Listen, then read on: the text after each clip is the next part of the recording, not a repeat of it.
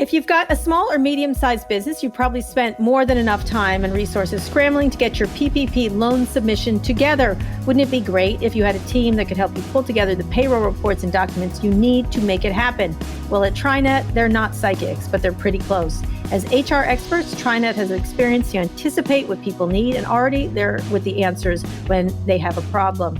TriNet, expertly human HR solutions. Learn why thousands of businesses trust TriNet to help them with their PPP loans at trinet.com/pivot.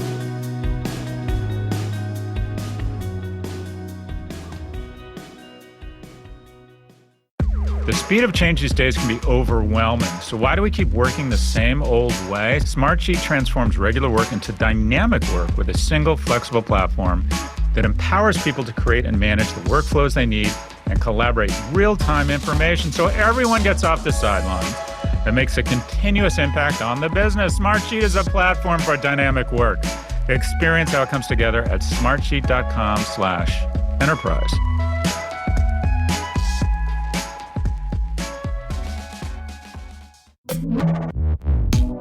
Hi, everyone. This is Pivot from the Vox Media Podcast Network. I'm Kara Swisher. And I'm Scott Galloway. Oh, I thought you were Scott Atlas.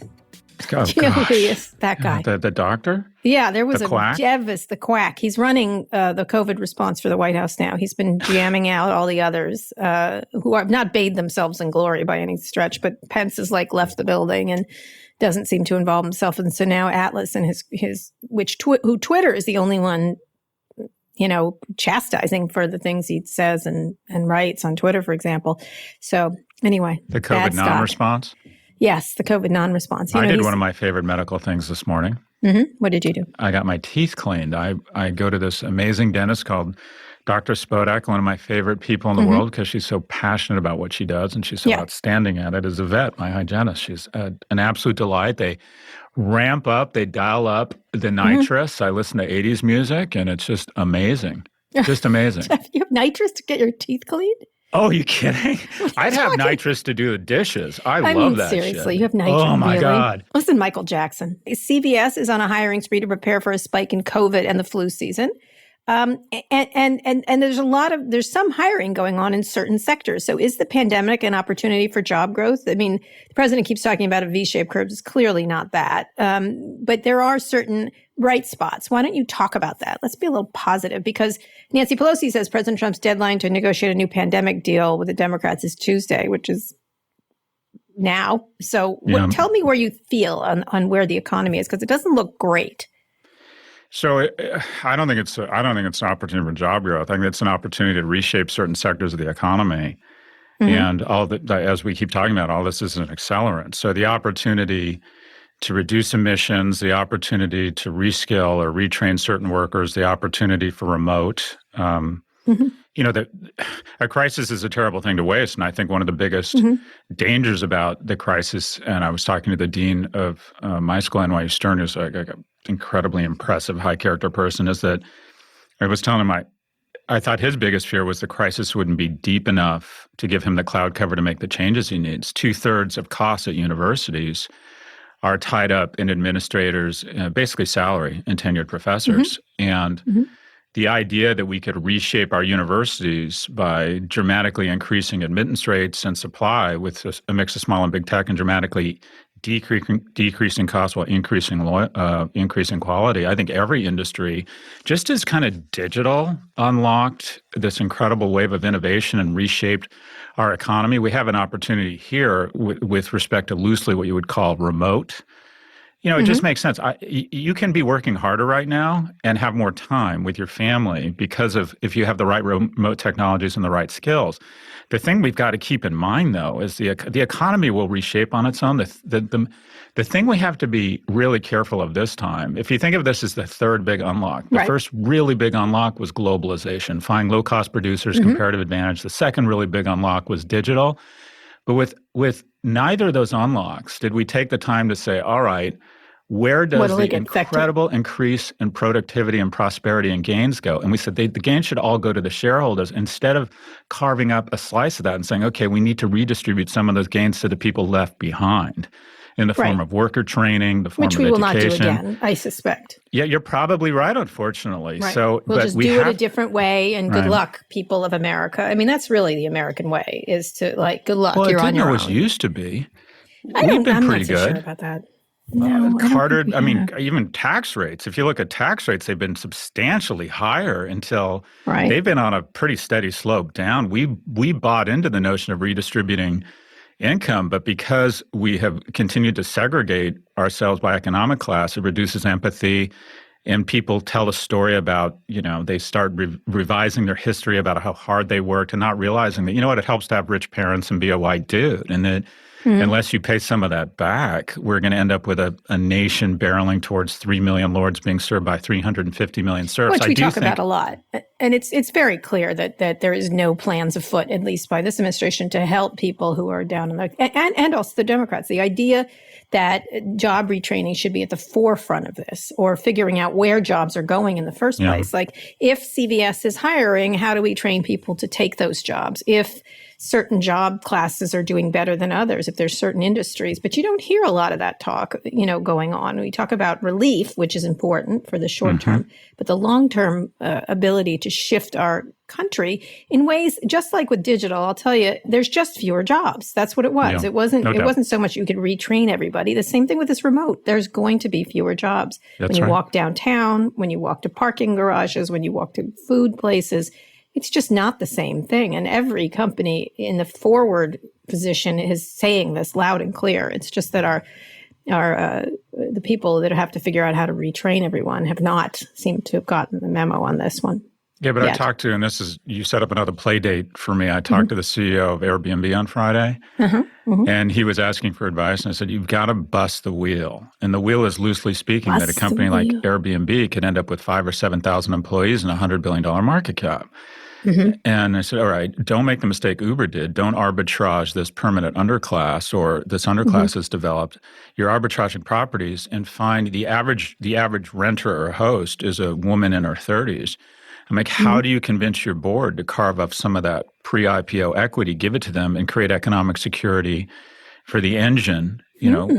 How do you fall back in love with the remarkables instead of arbitraging them? And he needs to be the white hat, the Neosporin, the good guys in the share economy. Sorry? Brian the Bountiful. I'm going to give him a name, Brian the Bountiful. But there's an advising him to opportunity be here, bountiful. right? And that I agree. It's too late for the cancer that is Uber, but why, if Uber had said early on, we're going to give 10% of the company to our 4 million driver partners being Latin for people we're going to arbitrage. I mean, that's the thing about the share economy. Everyone says you're arbitraging assets. No, you're arbitraging people, specifically their desperation and their need for flexibility. Use an easier word than arbitrage, because I think the regular person using. Exploitation? What do you want to call exploitation. it? Exploitation. Yeah, I like the word exploitation. All right, Scott, speaking of economies and how to bring them back, let's get to the big stories. China's economy grew by nearly 5% in the recent quarter. This means China is likely to be the only major economy to expand this year. Meanwhile, the International Monetary Fund expects the world economy to contract 4%. By the way, here in the U.S., the budget deficit has soared to $3.1 trillion over the weekend. Also this week, Alibaba, China's biggest e-commerce company and Amazon's strongest global competitor, is buying China's largest box retailer, Sun Art. Sun Art is Walmart's biggest competitor. So there's a lot to unpack here, but China's doing great. So talk about this. And what does that mean for competition? We really got them with our trade deal. I can see that. I can see that they're really suffering from the blows we've put upon them. Well, first off, mind blown. I mean, just mind blown. I saw at the Motor and pointed this out, and I think it's so ironic that the real victims of a crisis are usually not where the crisis originates. The crisis originates in China, and wouldn't you know, China is going to run through. They are going to accelerate. They're basically the Amazon of geopolitics right now, and that is they're going to accelerate through the pandemic. That's a great way to put it. And there's a real lesson here. And the lesson is that, okay, what's the playbook? And we like to think we're exceptional, meaning we can't learn from anybody else because we have our head up our ass and think that anything we do, even if it's terrible, that we do it the right way. Yep. China, what is the key, if you were to distill down to three things why China has been so successful at the way they have addressed the pandemic? The first is, and it's the most important thing, they locked that shit down. There was no excuse. There was no bullshit about freedom. There was no complaints about tyranny. You did testing. You went into the economy and the people. Their economy contracted more severely than any economy in the world because they said, okay, we actually have this thing called epidemiology and respect for science. And as far as we can tell, until there's a vaccine, we've got to create these nodes of distribution and create distance between them. And they locked down more harshly than anyone. And the stage 2 was once they felt they had control of the pandemic, they got their supply chain back up and humming. They opened their factories and their supply chain first. And then phase 3 was to get their consumers back out spending money again. And you know what? It's worked. And here we are with a series of half measures and complaints and no coordinated strategy. And what do you know? Utah's had its worst week since the beginning of the pandemic. The lesson here, and nobody wants to hear it, and we make these bullshit statements about Asia that, but they're more compliant, which is our way of saying they're weak. Well, you know what? We were pretty fucking weak in World War II. We slowed down to 30 miles an hour. We bought war bonds. We didn't sit around waiting for a stimulus. We sacrificed hugely. We were very compliant, if you will. They have absolutely demonstrated a masterclass, and as Fareed Zakaria said, so has Taiwan. If you were to look at, there was a heat map showing. Taiwan's amazing. I'm just writing a column about Audrey Tang, the head of digital there this week. She's just amazing what they've done there. But if you were to look at every country and think of every country as a stock and say, relative to where it is now, would you predict that the country as a stock will go up in value or down in value relative to its current place in the geopolitical world? And you could do a heat map. You'd say, well, the places most likely that are likely to shed from where they are now are parts of Western Europe and the U.S. There's just nationalism, narcissism. Things aren't forward-looking indicators are very strong here. But you want to say, well, we're not. I'm not trying to be anti-Anglo-Saxon. I think New Zealand, Canada, Australia have done a pretty good job of trying to be more empathetic. She just won a big victory there too because of her behavior. She won a big victory in New Zealand. She's fantastic. She's fantastic. Yeah. And by the way. And I'm back to youth. And then if you said, all right, Asia, let's be honest. If Asia was a stock and an ETF, you'd want to buy it. Yep. If you did a map of your perception of which countries and which nations are going to thrive, it's like a heat map of coronavirus. Coronavirus and the way these nation states have handled COVID-19 is literally a forward-looking indicator of our position and power in society. And it's a very negative looking forward indicator. For us, I agree. This is these rallies and these all the kinds of different. It was really interesting because I was noticing that there's voting now in Florida, early voting, and people who were voting were 6 feet apart, standing in the rain with masks, like going to do their duty, right? And they were not coalescing. They were not doing like dancing around, singing to "Fortunate Son," which the guy who wrote "Fortunate Son" does not want them to be dancing to. And it really is, and the numbers of viruses just soar. And you look at China and you're like, you can say China virus 20 times a day, but the fact of the matter is they've shut it down effectively. And here we are indulging ourselves, being sloppy and being resistant. And we joke about Scott Atlas, but it's I don't even know what to say about. He should be removed from the White House. If Joe Biden wins this election, just removed and never allowed to come back in again, because this is about the economy. This is about getting back to work. I would like to, everyone's got pandemic fatigue. I have pandemic fatigue. I want to go to a restaurant. And this ridiculous indulgence that we've extended the life of this thing and not done everything we can to shut it down. And you see China returning to growth. And you're going to see, they, by the way, had a backlash, and then they handled it. They handled their backlash, and they'll have another one into the fall, I'm sure. But it's something else when you look at it. So does that give companies like Alibaba a chance to become more powerful than Amazon? And if Biden does win, what would you do if you are now appointed to the Biden administration and you have to deal with the China situation? Scott, this will never happen, obviously. But what would you do? What would you do? Well, I goes back to our original statement. Instead of "Make America Great Again," I think the right call sign for the Biden-Harris, or hopefully the Biden-Harris administration, is "America Again." And I think countries that trade together are just less likely to go to war with each other. And I think that it's important that we understand China. I just don't think there's any getting around it. Just as everything's been accelerated 10 years, China was supposed to overtake the U.S. in terms of geopolitical power in 10 years. We don't like to admit it. I think it's happened in the last 10 weeks. I think just as we withdraw from the World Health Organization, they filled that vacuum and they go in. So I think our relationship with China is really important. I'd love to see, personally, I would love to see, if I were Joe Biden, I would go to Barack Obama and say, boss, I was a good soldier for you for 8 years. I need you to be Secretary of State for the next 24 months and go on the world's biggest repair tour. Just as the Rolling Stones went on the Steel Wheels tour, I need you to go on the repair tour. It's a 24-month world thought of tour. For Secretary of State besides Obama? I mean, I have never heard of Obama, but well, even a guy. Person? I do think there's a call or an opportunity for bipartisanship. I think John Huntsman is a very decent man and was very good, and he was the ambassador to China before. Mitt Romney, finally make him in Secretary of State, although. Mitt, I would love to see Mitt involved in something. I think he's a decent man, and I think he's a smart man, and not only that, don't make him go to dinner, an embarrassing dinner either. Well, it's not, and not only that, when you're talking about China, you are talking about business and supply chain. You know, you could see a guy like Doug McMillan. You could see a guy, I don't know if Tim Cook has any aspirations, and I want to be clear. I think we probably need less business people in government and more government people in government. But China is a special case. It really is about business and economics there. It's also about human rights, I agree, but our ability to have influence over China is I think our ability to continue to be very integrated, and the way we integrate with them is around our supply chain and economics. I'd like to think there's an opportunity, and just as we always get let down, every administration thinks that they're going to change Putin, and he doesn't change. We should learn from that. He's our enemy. Right. I think China's our competitor. I think China's our competitor, not our enemy. And we have to be smart, and we have to be strategic, but I think we should think about how we can understand them better and get closer to China.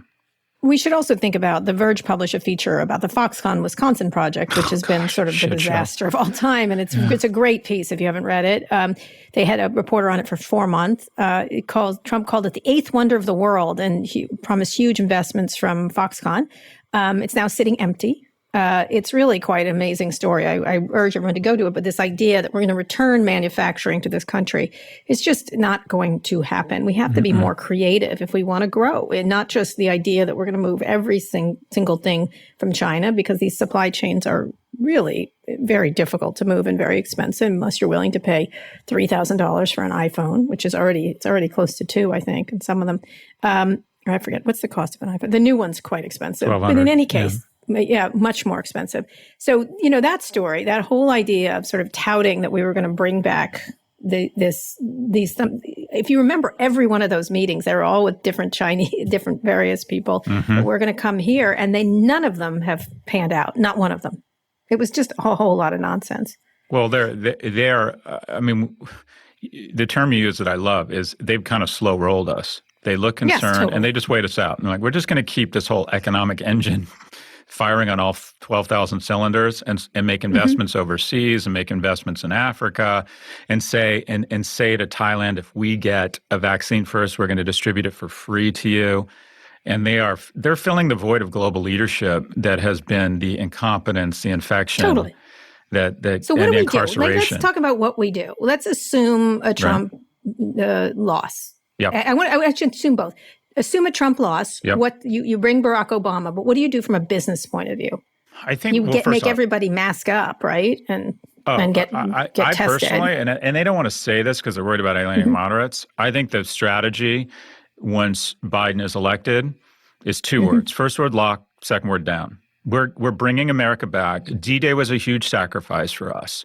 We have made, Americans in the past have made sacrifices, the likes of which anyone alive in America has a difficult time understanding unless it's the slow sacrifice of the erosion of the poverty that we've levied on the bottom half of America. That's more like a slow imposed sacrifice. It is time for Americans to find their sense of patriotism.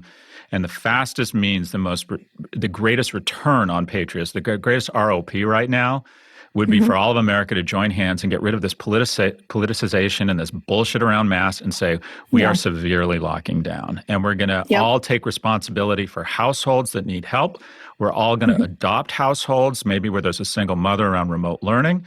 We're going to all make sure that our elderly feel loved and contacted, but we are literally going to lock down for 30 days. And no excuses. We're going to use technology so people can have walks. We're going to have remote learning. We're going to have remote scheduling so kids can have play dates. Dropping the hammer on the United States of America. I would also put us in charge of talking to the tech companies to go around and force them not to have anti-vax things and everything. Go, listen, kids. They're trying.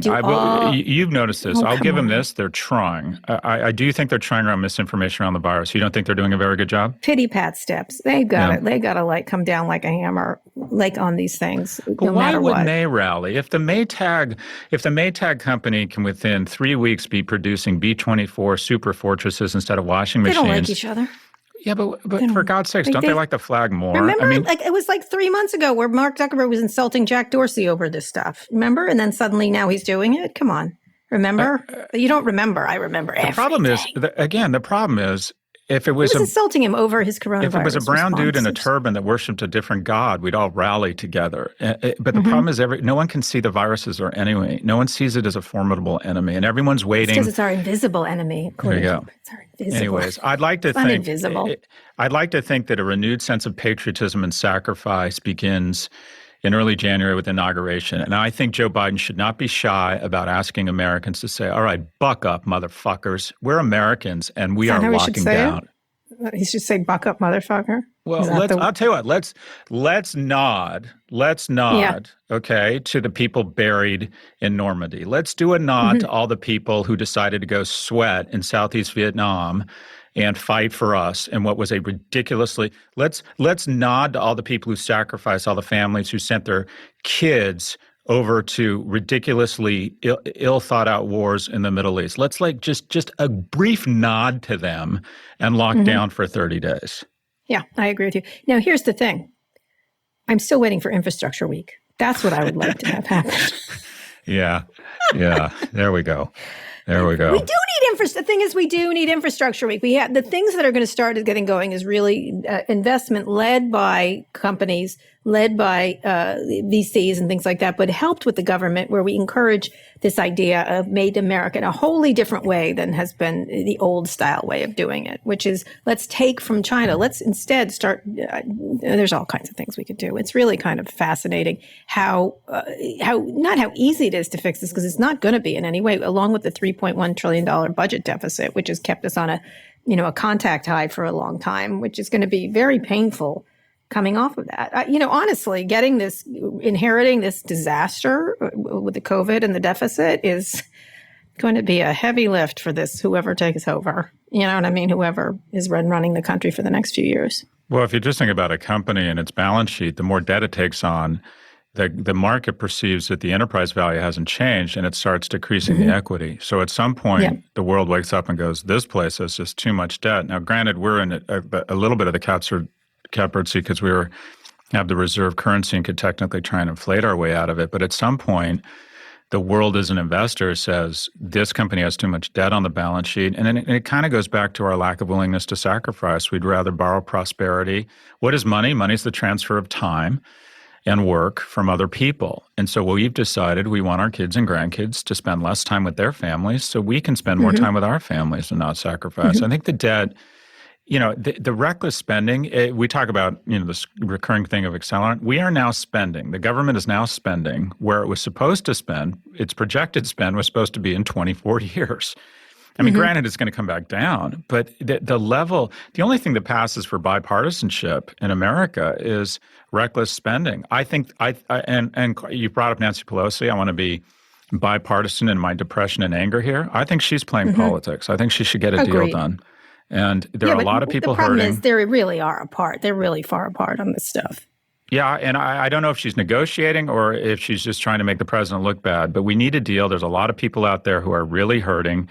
And I think her going on Wolf Blitzer and attacking the media feels very Trumpian to me. And it's like, okay, just in case just in case you were wondering if the far left wasn't fresh out of crazy or not. And I don't think she is behaving. I don't think she's being a leader right now. I think one of the bigger problems is you've got the Democrats, you got the Republicans, and you got Trump saying something totally different, which, he keeps saying, I'd do more. And then everyone's like, it throws a wrench in the entire process when he does that. And I think, everyone thinks I always blame him, but this is, even the Republicans are like, no. Like, when your own side is saying, no, we're not going to do this, and then you have the Democrats, it's just, there's too many sides here. And that's the difficulty of getting to an answer. And they won't ever agree on giving money to cities. They won't ever give, the idea they have blue. Yes, exactly. Yeah. And so that's one of the big sticking points, I think. And the other is how the money is delivered. There was some really interesting, of all the places on Shark Tank last week, there was some very interesting ways of giving back the money. Some were unemployment benefits increased. So you don't give it to people without jobs. You give it to people with jobs. You give it to people without jobs. There was a couple of really interesting and creative ways to deal with it, and all of them were interesting, and none of them seemed to be being discussed. What were your favorite one or two? Do you remember? I think the unemployment insurance. I thought that was like, give it to the people who don't have jobs, not to the people that do have jobs. And give it to individuals over corporations. I mean, I think that's really 100%. Once you get protect people, not companies, hands, for the short term. And Mark Cuban has one where you give it for 18 months. There's all different things, but there are a lot of great ideas in this thing. And mostly, I tend to go with the give it to individual people who are suffering. And anyway, we'll go down more. All right, Scott, let's go on a quick break and talk to a friend of Pivot, David Sanger of the New York Times. He's an expert in cybersecurity issues and all the like, about a host of stories around the election and disinformation when we get back. This episode is brought to you by ExpressVPN. While we're stuck at home, you might not be thinking much about internet privacy, but even if you're browsing using incognito mode and clear your history, your internet service provider can still see every single website you've ever visited, but not when you use ExpressVPN. Thank Jesus!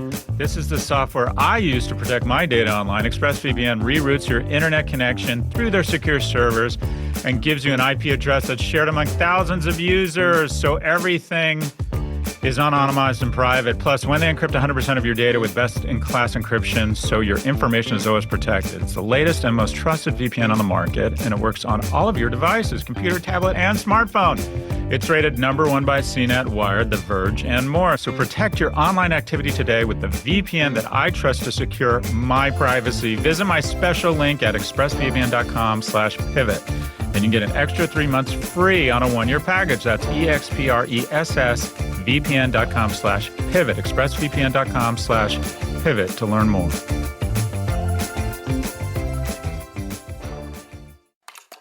This episode is brought to you by TriNet. TriNet's team of expertly human reps takes care of the super complicated, not so fun, sticky HR stuff so you don't have to. That's right. Before you can say PPP loan, TriNet gives you the resources to help make it happen. HR compliance review, keeping you up at night? TriNet helps you tackle it day or night. TriNet covers HR for thousands of companies across the United States, from benefits to bonuses to babies. We're talking family leave. TriNet's team is a part of yours, ready to help 24 by 7. Ready to help 24 by 7. Can you read an ad not straight? Look, benefits are really important. You have to do it right, for goodness sake. I'm just telling you. I know you run your company like a 3-alarm fire, but most people, they have benefits is something you don't think about, and you have to get it right. So there you have it. And when you're wading through HSAs, PPOs, EPOs, whatever, Roth IRAs, these are things you don't pay attention to, but many other small businesses do. And so they need the help of TriNet. That's right. Benefits take a lot of time and dedication to get it right. They're cumbersome for sure, but benefits mean the world to your employees and their families. I mean, a benefits upgrade at a small business is a big deal. That's why a tool like TriNet is so important. TriNet's human expertise and comprehensive platform can help your business make the most out of the resources you have, access premium benefits, and focus on the things that matter most to your business. TriNet, expertly human solutions, full service HR solutions tailored specifically to your industry. Visit trinet.com/pivot to learn more.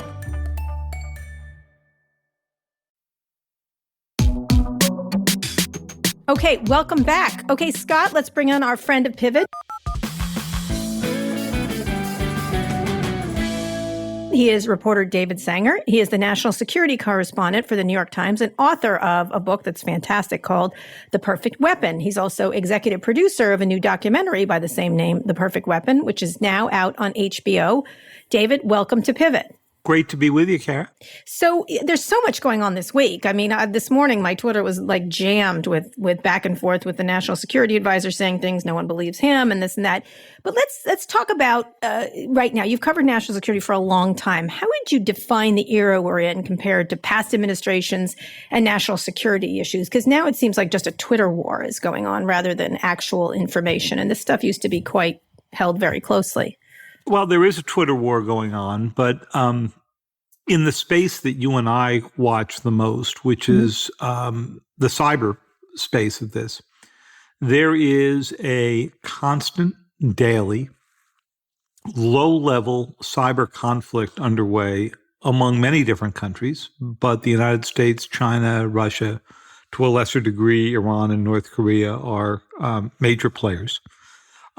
Just before we came on to record this, the Justice Department unsealed indictments against a number of Russian officers who were responsible for cyber attacks that were around the world, the French elections, against the Olympic committees, many others.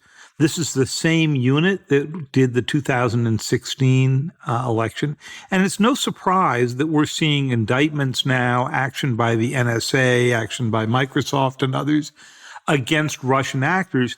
They're trying to throw them off their game before the election in a mere 2 weeks.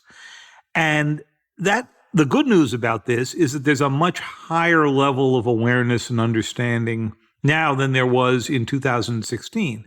Radar is on at Facebook, at Twitter, at the NSA. We're beginning to push back against them preemptively. But to say that it is a coordinated campaign right now, that would be a wild overstatement. A coordinated campaign by the Russians, you mean? A coordinated campaign by the United States. Oh, yes, no, they're disrupt the Russians. They're coordinated. They're coordinated. It's us because that don't all I'm ever act hearing together. about is Hunter Biden's laptop, which I don't even want to hear about at this moment. I want to hear about the cyber warfare. You don't, but I thought it's sort of interesting. If you think about the amount of news that we heard, Kara, 4 years ago about the DNC hack and everybody publishing that data, and while some of it was newsworthy, it was disconnected from the thought that Vladimir Putin wants you to be reading this. And the difference is when the New York Post came and did the Hunter Biden laptop last week, everybody sort of slowed down and said, is this disinformation? Where did this come from? Where are these documents from? Everybody except the New York Post. And so I think it shows that in our industry, despite all of the evidence to the contrary, Kara, and you and I can cite a lot of it, we are capable of learning. All right. So, Scott? Well, I have a kind of a meta question and then a more specific tactical question. Or if you were to think about, so when the Panzers rolled into Poland in whatever, I think it was 1939, the Polish decided to fight them based on this very esteemed means of warfare that they had been very successful with, and that is they addressed the Panzer tanks on horseback. And it strikes me that when we're talking about cyber attacks and cyber warfare, that we run the risk of basically fighting on horseback, and that is we still spend $2/3 of $1 trillion on tanks and submarines, and I can't imagine a higher ROI effort than massively investing in cyber capabilities. It just strikes me as something that is so, the impact and the capabilities are so much greater than the investment right now. And I wonder if America's gotten that. I mean, Russia, it appears to me that Russia's just smarter than we are. They're like, we can't win in terms of trying to produce submarines and aircraft carriers. So we'll take a fraction of that capital and we'll outspend them in cyber. Isn't cyber the most underinvested weapon in the world right now? It is. It's a good question about if we invested more, would we know how to invest it smartly? But we'll get to that in a moment. I think there is a growing recognition of this. It's not a recognition that seems to permeate the Trump administration very deeply. President Trump keeps talking about how he's increased the amount of defense spending. But when you ask him what that means, he's talking as if we're still stuck in the 1950s. The number of ships we're going to have out at sea, the number of hypersonic missiles we're going to have. Those may be useful if you're in an all-out war, but they are not at all useful in the day-to-day cyber conflict we see, in which our adversaries carefully calibrate everything they're doing to make sure that they don't go over that invisible red line that would lead them to be attacked by the U.S. military. So, the documentary walks you through these. The Sony hack was a political hack to stop a movie that, of course, envisioned the assassination of Kim Jong-un, but the Obama administration tied itself into knots on, is this an act of war? Is this an act of sabotage? Is it digital graffiti, which Obama later told me that was a phrase he regretted using. We saw that in the Sands Casino hack. We saw it in the response or non-response to the Office of Personnel Management when the Chinese got 22 million security clearance files. I think we're doing a little bit better. If you want to give Obama credit, if you want to give President Trump credit for one thing, it was the summer of 2018 order that gives the National Security Agency and U.S. Cyber Command and their commander the authority without presidential approval to go into foreign networks and begin to push back abroad on all of this. But you're absolutely right. We are stuck investing in legacy systems when that money should be going into cyber, protecting against bioweapons that could replicate this pandemic, the range of things that you would put on a list that would be much more likely if we were attacked. So what prevents that? Now, you talk about the rise of cyber warfare, and this is not something that's been slow. I always think of the Russians. Exactly. I think the Russians have lost the Cold War, but they're winning this one, or it feels like they're winning this one. Give us a quick timeline for the run up to this moment, and especially, talk about the hacking operations that have come up in this election so far. So the timeline of the past decade is that when we did Olympic Games, which was the code name for what most people think of as the Stuxnet attack, we were using a cyber weapon state on state for the first time to achieve a major military and intelligence objective, in that case, paralyzing the Iranian nuclear program. But President Obama said at that time to his staff, look, when the word gets out about this, every country that's attacking us anyway is going to use it as an excuse to turn around and accelerate their attacks, which is exactly what the Russians, the Chinese, the Iranians, the North Koreans all did. In 2016, it's not that we had our radar off. We hadn't even built the radar. I mean, Facebook had no idea what was happening to it. Twitter, never reconstructed this until after the election. We knew about the DNC hacks, but we didn't understand the influence operations. This year, it's been interesting. The Russians have not used the Internet Research Agency in the way that they did in 2016. They weren't creating a character who was supposed to be Kara's next door neighbor, suggesting that she should sign up for a declaration that Texas should secede from the Union, right? Or organize a protest. Instead, what they have done is they've done a much better job of getting their information through third parties into the heads of Americans who they knew could repeat it, and that the NSA could do nothing about it because those Americans were exercising their First Amendment rights. So turning ourselves against ourselves, essentially, just through QAnon or anti-vax or various things. And boy, did we help them, because they're not creating these divisions in American society; they're just amplifying them. And so when the president comes out, and this has been the most active one, I've written a fair bit about this in the Times, when the president comes out and says, there is no way that I will lose this election unless they cheat, right? That this election is rigged.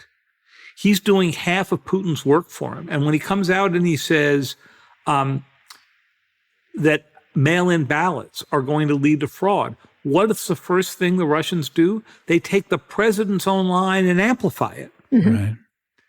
And so we've actually made this cycle a little bit easier for them. So what to do? What do you think the big companies have done at dispelling and taking down disinformation? Obviously, Facebook has suddenly found God in some fashion, or found cyber God. Is it real, or is it just, oh my God, I can't rely on the Trump administration anymore? It is stumbling along to a solution. I would not call it a national strategy. You have to think of this in two separate categories. Mm-hmm. There's the hacking of infrastructure and the hacking of brains. Mm-hmm. Okay. So for the next 2 weeks, we're actually more worried about the hacking of infrastructure, right? Mm-hmm.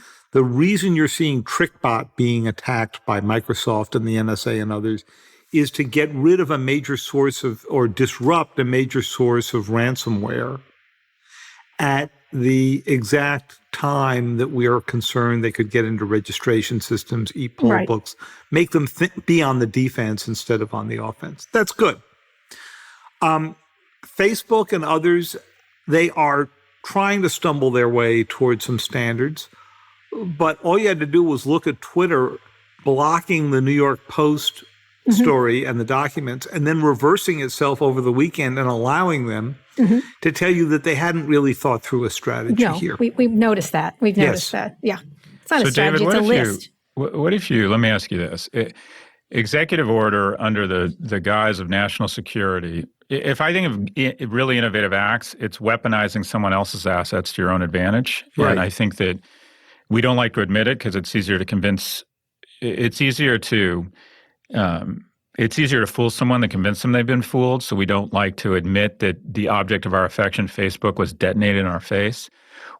How would you feel about an executive order to say, Facebook, Google, and Twitter, you just haven't figured this out. You are the primary vehicle for weaponization for bad actors. We're shutting you down today, and you're not open again until November 10th. All three of you.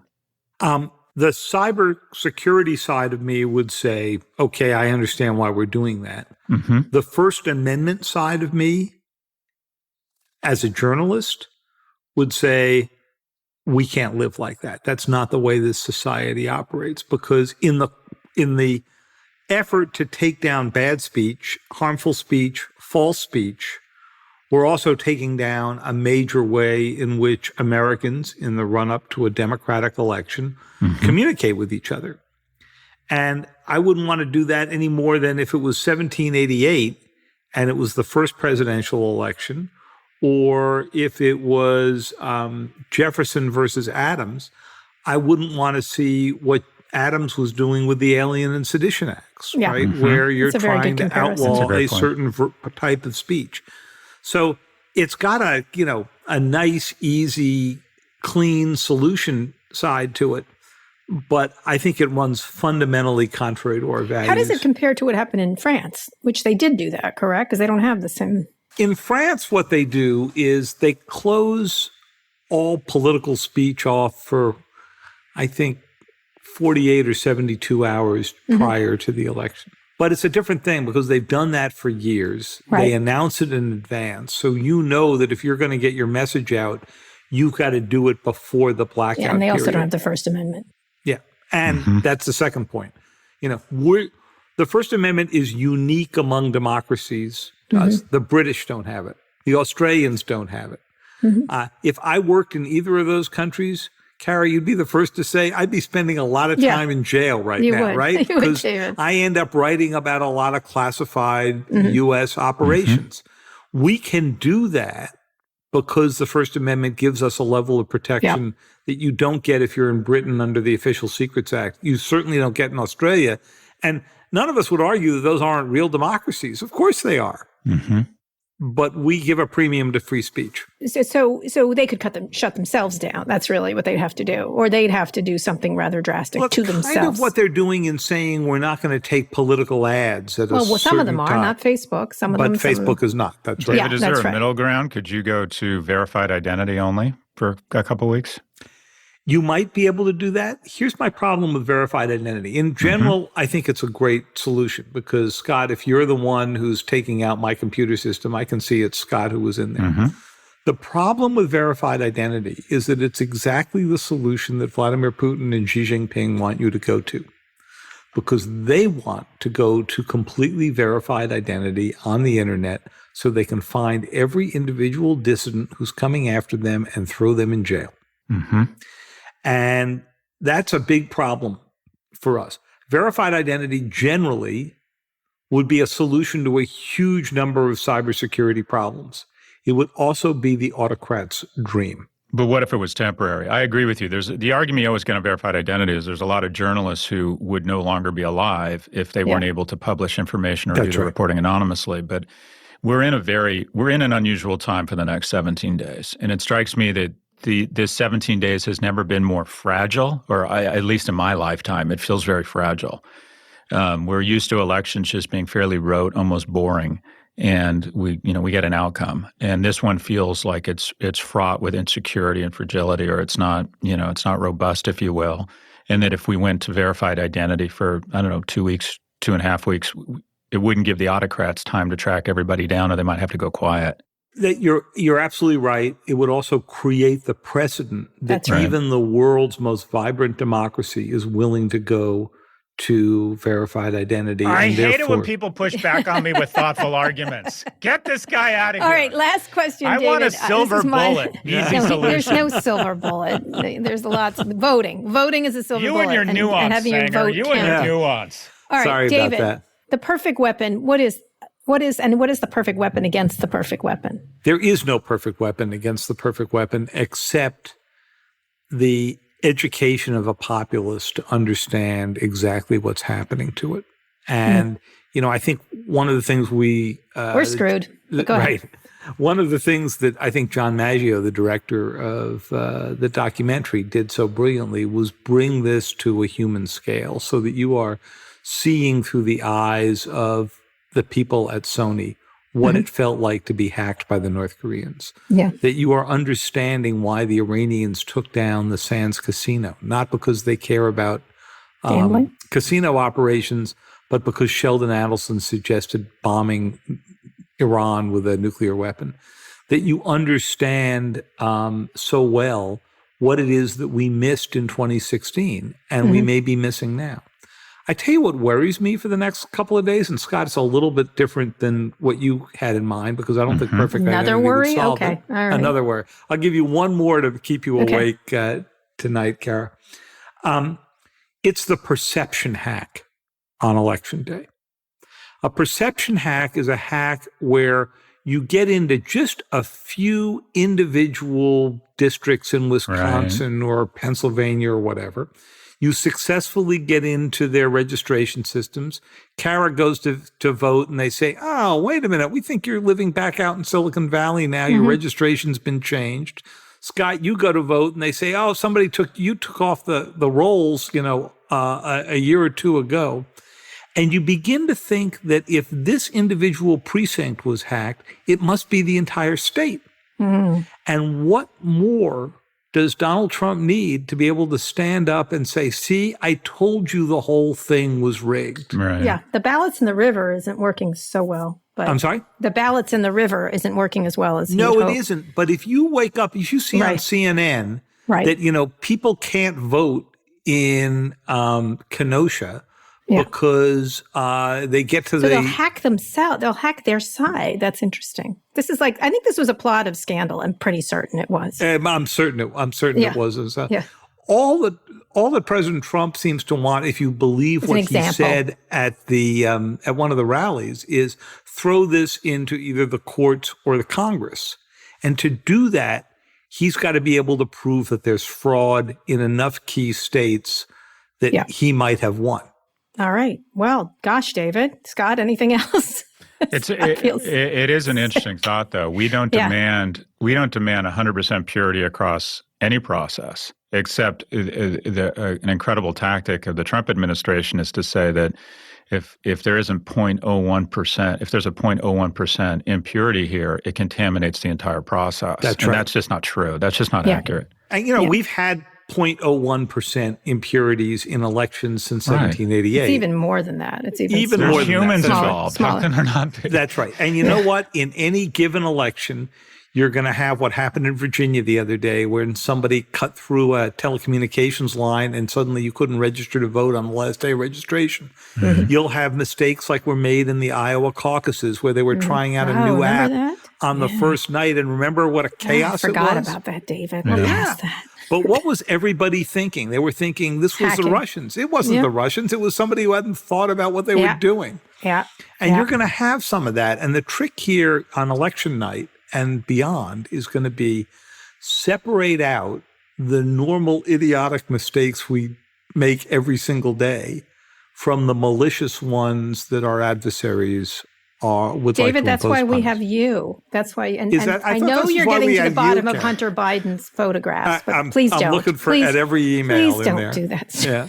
Please, God, for God in hell. Like, look at the big ones. Thank you, David. You do all the time. Anyway, thank you so much. This is The Perfect Weapon. It's now out on HBO. It's a documentary around David's book, The Perfect Weapon. He's the national security correspondent for the New York Times. David, we assume you will be on the job on that day and making sure that everything is reported correctly as we move forward. I will be there. Whether I can make everything reported correctly is another question. Well, you better. The whole world depends on you. Anyway, thank you so much, Thanks, David. David. We appreciate David. it. All right, Scott, isn't he smart? I like to bring smarty pants for you to meet all the time. I know, right? He knows they get all the I heard he has a spies. podcast called Sway. Oh, wait. No. Oh, wait. I should bring him on Sway. Yeah, anyway, right. one more quick break. We'll be back for wins and fails.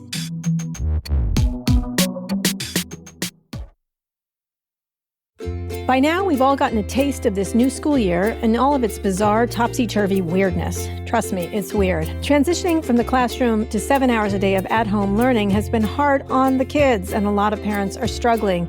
And those of us trying to get them engaged in their education are having a heavy lift. That's why I'm glad there's Varsity Tutors, which delivers hundreds of free live enrichment classes taught by fascinating experts that make learning fun. Whether it's a class taught by an astronaut, a musician, or a wildlife expert, there's a fascinating subject for everyone. Varsity Tutors has all of your school year needs covered as you and your students figure out our new normal. From one-on-one tutoring to self-study tools, learning pods, and homeschooling resources. To reserve your child's spot in a free class, go to varsitytutors.com/pivot. That's varsitytutors.com/pivot. Give your child the confidence and keys to success today at varsitytutors.com/pivot.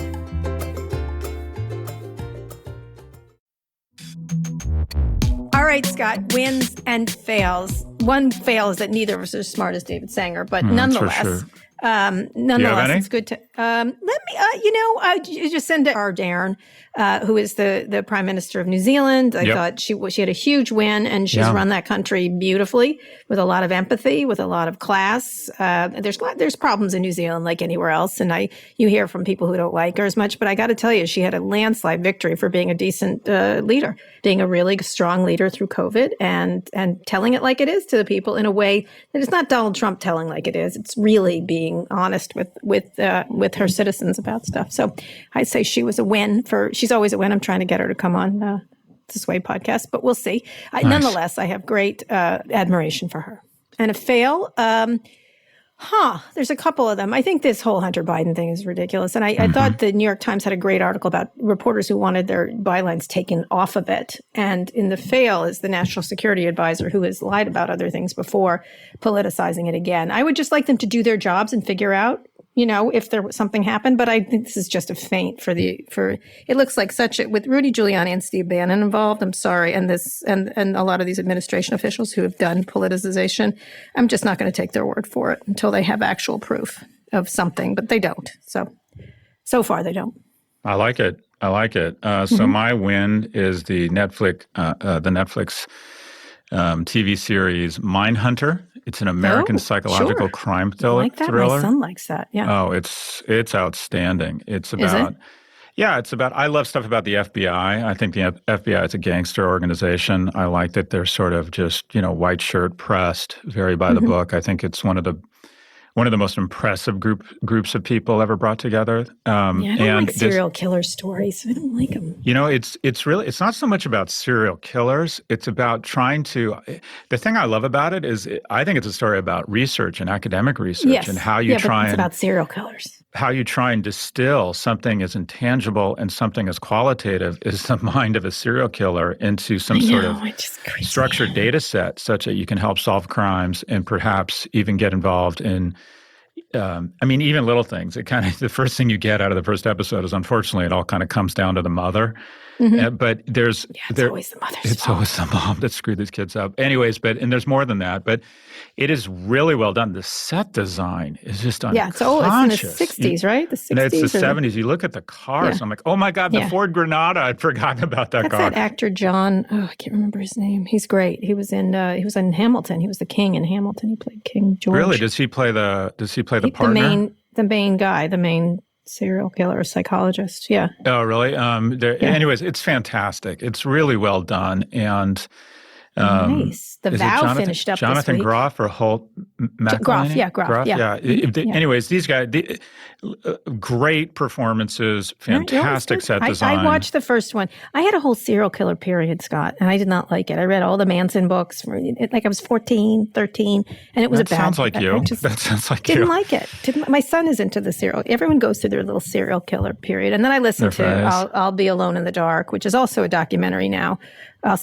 I'll See You in the Dark, whatever. It's the one with the woman who was married to Patton Oswalt, who found the I can't remember. There's so many different killers. In any case, I stay away from all these. I stay away from the house, the Bly House, Manor. I just don't go to horror. I can't do horror movies right now because our public life is so horrible. I snuck into The Exorcist when I was 13, and I've never seen a horror movie since. Oh, good. That's a good one to go in. But The Vow, which you recommended, it's going for another season. And that last episode, I'm not going to give it away, but it was quite something.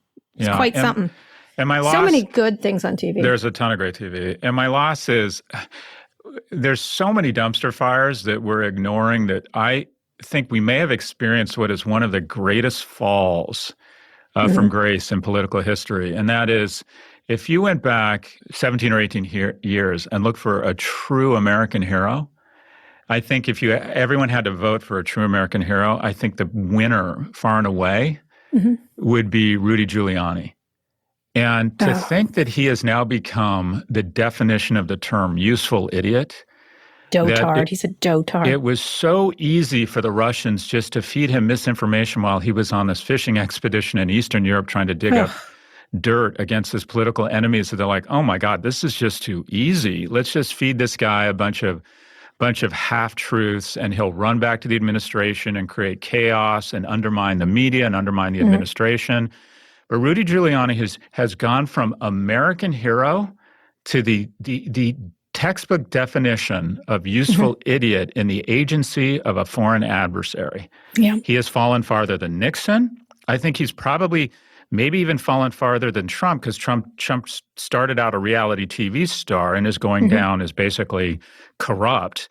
But Rudy Giuliani was a hero. He was an American hero, and he has become a menace. Was he? His daughter just did an ad against saying, "Don't vote for me, my dad does." Did you notice that this weekend? I love the kids.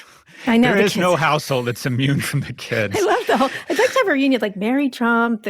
There's like kids from all of these people that are like, yeah, don't vote for dad. Don't vote for I think dad. we need to lower the age limits to run for office on both ends. No one over the age of 70 should be allowed to run for president. And also, we need to lower the age limit such that Claudia Cowan can run for Congress. No, I think a 15-year-old should be able to run for Congress. The kids are all right. Oh, the kids are hilarious. The kids are all right. That's perfect. That is perfect. The kids are all right. Speaking of which, I'm going to give you one more thing that I thought was a win if you can do it on HBO Max. I know you make fun of them, but they did the West Wing reunion. I know it's only for a certain class of people. It was Aaron Sorkin and the whole cast. They won awards at their school newspaper. I think the West Wing. There has never been a wider show. Why don't you get a pumpkin spice latte on your West Wing? I know that. It was a really white show, but they did their Hartsford Landing one, which of course is like a bunch of white people in New Hampshire voting. Show. But it was to see them at it again.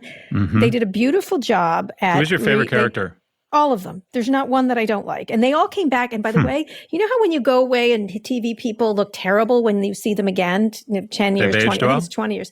They've all looked fantastic. Like Allison Janney is hot as can be. Every single person on that show looks great, including Martin Sheen, who was He's really aged good very in this well. stuff. Rob Lowe, the whole gang of them, Bradley Whitford, every single one of these people looks superb and is terrific actor still. But what they did, what was interesting, is in between they had little ads about voting that were very innovative and fun. They had Lin-Manuel Miranda, and they had him talking to one of the characters on West Wing. They had the guy who plays the assistant to the president, who was amazing. They replaced John Spencer, who died. He played Leo McGarry on the show.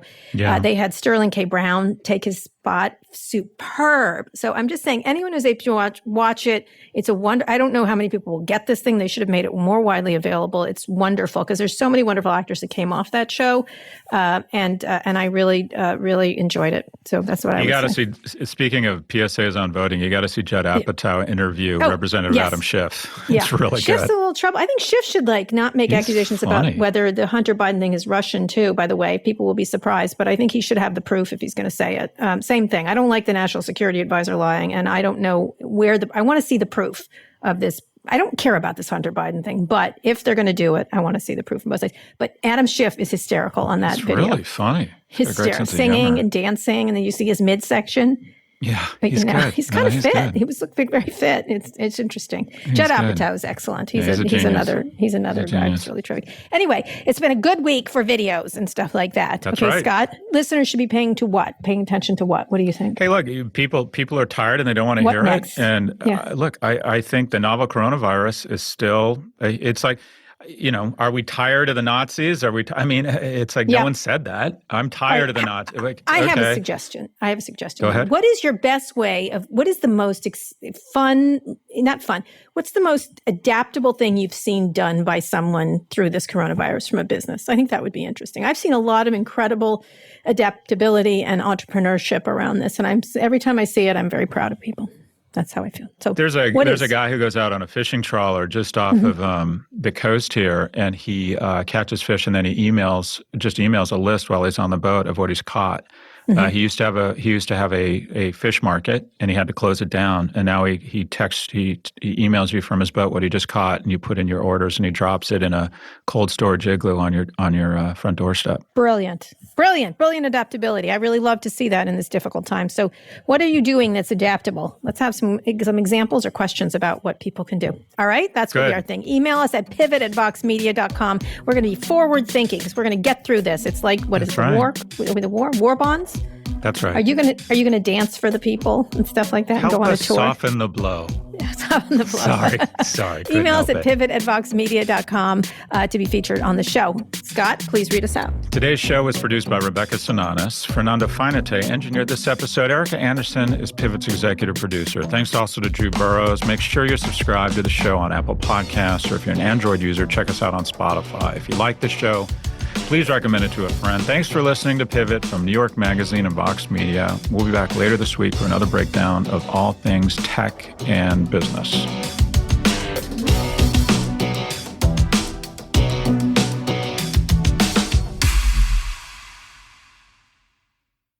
This is Sam Dolnick. I'm an assistant managing editor at the New York Times. Our newsroom has been empty since March, but we've been busier than ever before. The pandemic has changed how we work, but it hasn't changed what we do. This is why we became journalists, to bring to light real, verified information when the stakes couldn't be higher. We can't do this work without our subscribers. If you'd like to subscribe, please go to nytimes.com/subscribe. And thanks. We're all wondering, what about the future? What about the future? But there's an entire generation already creating positive change in the world. Who is it, you might ask? Who is it? You can meet the Snapchat generation and learn more about them by visiting snapchat.com/generation. That's snapchat.com/generation.